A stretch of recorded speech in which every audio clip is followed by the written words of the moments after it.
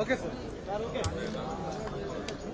అన్న నువ్వు డౌన్ అన్నా ముందర బాబు ప్లీజ్ అమ్మా సైలెన్స్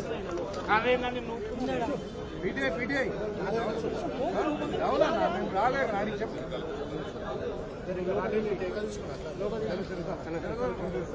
సపోర్ట్ కింద పీటీఐ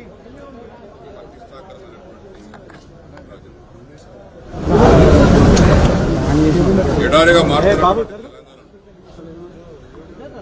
సస్యశ్యామలు చేయడానికి అధికారులు వచ్చిన వెంటనే చెప్పిన మాట చెప్పినట్టుగా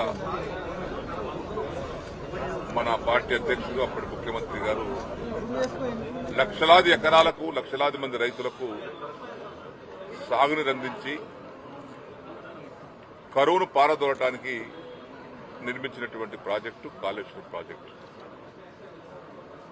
ఈ ప్రాజెక్టు అతి గొప్ప ప్రాజెక్ట్ అన్న సంగతి అందరూ మెచ్చుకున్నారు. కానీ ఇటీవల వచ్చినటువంటి ప్రభుత్వం ఏదో అయిపోయినట్టుగా లేని ఉన్నట్టుగా చూపించి కాళేశ్వరం ప్రాజెక్టు దాని సంబంధితటువంటి ప్రాజెక్టు చాలా ఉన్నాయి. బ్యారేజీలు ఉన్నాయి, రిజర్వాయర్స్ ఉన్నాయి, 1530 కిలోమీటర్ల కాలువ తవ్వుకున్నాము, 270 కిలోమీటర్ సొరంగాలు తవ్వుకున్నాము, సబ్స్టేషన్లు కట్టుకున్నాము, లిఫ్ట్ పెట్టుకున్నాము. ప్రపంచంలోనే అతి గొప్ప lift irrigation project Kaleshwaram project. 500-600 మీటర్ల లోతు నుంచి సముద్ర మట్టానికంటే పైన నీళ్లు తోడి ఎడారిగా మారుతున్నటువంటి తెలంగాణ రైతాంగానికి సస్యశ్యామలం చేసి సుభిక్షం చేసి పంటలు పండించడానికి రైతులకు నిలబడ్డటువంటి ప్రభుత్వం ఆనాటి బీఆర్ఎస్ ప్రభుత్వం, ఆనాడు ముఖ్యమంత్రి కేసీఆర్ గారు. అయితే దీన్ని జీర్ణించుకోలేనటువంటి వ్యక్తులు అధికారంలో వచ్చిన వెంటనే మీరు కూడా ఇంకా మిగిలిపోయినటువంటి పనులను పూర్తి చేసి, ఎట్లయితే మేము బీఆర్ఎస్ పార్టీ టీఆర్ఎస్ పార్టీ ఆనాడు కొత్తగా వచ్చినప్పుడు అసంపూర్తిగా ఉన్నటువంటి కల్వకుర్తి, భీమా, నెట్టంపాడు, కోయిలసాగర్ పనులన్నీ పూర్తి చేసి వలసపోతున్నటువంటి మహబూబ్నగర్ జిల్లా ప్రజలను తిరిగి తీసుకొచ్చి లక్షలాది ఎకరాలకు నీళ్లందించి ప్రాజెక్టు పూర్తి చేశాం. మీకు రైతుల పట్ల ఏమాత్రం ప్రేమ ఉన్నా అసంపూర్తిగా ఉన్నటువంటి పనులు పూర్తి చేయడం ఒకటి నిరంతర ప్రక్రియ. ఇది ఒక ప్రభుత్వం వస్తుంది. కానీ దానికి దృష్టిలో పెట్టుకుని అది పక్కన పెట్టి బ్యారేజ్ మేడిగడ్డ బ్యారేజ్ ఏమైందండి? 86 పిల్లలలో 3 పిల్లలు కుంగినాయి. అది ఎందుకు కుంగినాయి? ఏదో సాంకేతిక కారణం ఉండవచ్చు, ఏదో ఎక్కడ లేదు, ప్రపంచంలో ఎక్కడ జరగలేదు, కేవలం మేడిగడ్డ జరిగిందనేటువంటి భూతంతలు చూపిస్తా ఉన్నారు. ప్రపంచవ్యాప్తంగా దేశవ్యాప్తంగా అనేక ప్రాజెక్టుల్లో కొన్ని సందర్భాల్లో సాంకేతికమైన లోపాలు వస్తాయి. ఆ సాంకేతిక లోపాల సరిదిద్దాల్సిన బాధ్యత ప్రభుత్వాలది. కానీ దాన్ని అడ్డం పెట్టుకుని రాజకీయం చేయడం అనేది ఇది మంచి పద్ధతి కాదు. మీ బాధ్యత అక్కడ సవరించాలి. దాని ఎందుకంటే ఆల్రెడీ ఇప్పుడు 3 మాసాలు మీరు వచ్చి 3 మాసాలు అయిపోయింది, ఇంకా వర్షాకాలం 3 మాసాలే మిగిలి ఉంది. ఈ లోపల దాన్ని రెక్టిఫై చేసి రైతాంగం అందించాలి. ఈ ప్రాజెక్టు వల్ల జరిగేటువంటి పరిణామం ఏందో మీకు తెలుసో లేదో తెలియదో. దీని కింద 2 రకాల లబ్ది ఉన్నది. ఒకటి ప్రత్యక్షమైనటువంటి ఆయకట్టు, డైరెక్ట్ గా పారేటువంటి ఆయకట్టు ఉంది. ఒకటి స్థిరీకరణ ఉంది. నిజాం సాగర్, శ్రీరామ్ సాగర్ ఇవన్నీ ప్రాజెక్టులు స్థిరీకరించేటువంటి ప్రాజెక్టులు.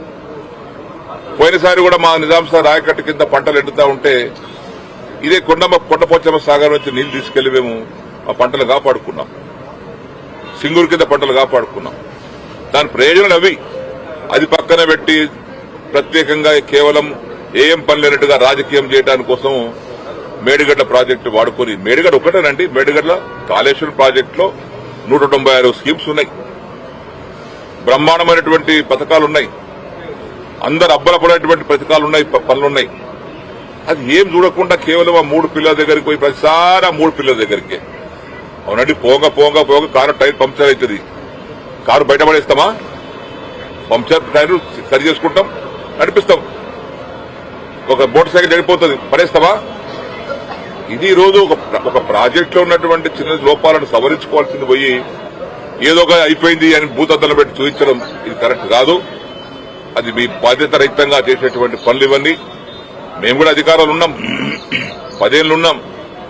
మీ కాళేశ్వరం మీ కల్వకుర్తి ప్రాజెక్ట్ అసంపూర్తిగా ఉంటే మేము ఎన్నడూ కూడా వాటి గురించి కామెంట్ చేయలే. అసంపూర్తి ఉన్నదాన్ని కంప్లీట్ చేసే ప్రయత్నం చేశాం, రైతులకు నీళ్ళు అందించాం.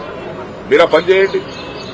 పాలమూరు రంగారెడ్డి ఉంది, 90% వర్క్ అయింది, ఇంకా 10% వర్క్ ఉంది, అది పూర్తి చేయండి. మంచి మీద సంపాదించుకోండి. కానీ అది పక్కన పెట్టి ఎక్కడికి వెళ్ళి బురద చల్లాలి. గత ప్రభుత్వం యొక్క పనులను బురదలో పెట్టి చూపించాలి ఏదో జరిగిపోయిందని. ఏది సరిపోతుందంటే కడెం ప్రాజెక్టు పోలేదంటే 2 సార్లు దిగింది. మేము చిన్నప్పుడు చూసినాం, 2 సార్లు దిగిపోయింది కడెం ప్రాజెక్టు. ఇట్లా రేఖ ప్రాజెక్టు తెగిపోతాయి. ఈ తెగలే ఇది కేవలం 3 పిల్లలు కుంగినాయి 3 పిల్లలు. అది 86 పిల్లలకు 3 పిల్లలు కుంగినాయి. చిన్న సమస్య ఉండొచ్చు, అది ఇంజనీర్లను కూర్చోబెట్టి మాట్లాడి దాన్ని రెక్టిఫై చేసి మిగతా 86 పిల్లల్లో మిగతా 83 పిల్లలు మంచిగా ఉన్నాయి కదా, బ్రహ్మాండంగా ఉన్నాయి. ఇప్పుడు ఎక్కడైతే లోతుగా నీళ్ళు ఆగుతున్నాయో, డెప్త్ ఆఫ్ వాటర్ ఎక్కడైతే ఎక్కువ ఆగుతుందో అక్కడ బాగున్నాయి పిల్లర్స్. సాంకేతిక లోపు ఉంటే అక్కడ ప్రెషర్ కూడా అక్కడ పోవాలి కదా. ఒకవేళ నీటి యొక్క డెప్త్ ఎక్కున్నటువంటి దగ్గర ఏదైనా సాంకేతికం ఉంటే అక్కడ దెబ్బతినాలి. అక్కడ బాగున్నాయి. మొన్న వరద 20 లక్షల క్యూసెక్స్ వరద పోయింది బ్రహ్మాండంగా మేడిగడ్డ మీదుగా సముద్రంలోకి. చివర ఉన్నటువంటి మధ్యన 13, 14 పిల్లలు కుంగిపోతే దానికి ఏదో అయిపోయినట్టుగా, ప్రాజెక్టు మొత్తం పోయినట్టుగా, అది పనికిరాని ప్రాజెక్టుగా, మీరు పనికిరాని ప్రాజెక్టుగా చిత్రీకరిస్తే మీకు చెడ్డ పేరు వస్తుంది ప్రజల, రైతులలో.